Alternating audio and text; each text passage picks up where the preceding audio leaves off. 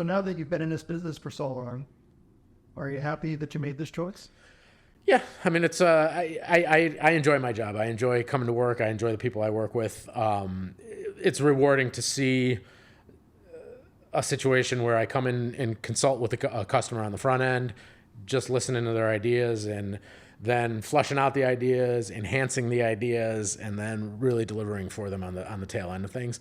One of the coolest things that I would have never known going into this industry is how much you learn about kind of the entire scope of business with marketing, project management, sales, budgeting. I mean, you're literally doing everything. And then as you grow, you start to learn that there's people who do it better than you, and then you hire those people for your marketing purposes and things like that. But you do literally have to touch everything when you're kind of operating. And my brother being the owner operator, but me kind of being a close right hand man to him, it is a cool industry because there's a lot of things that you learn.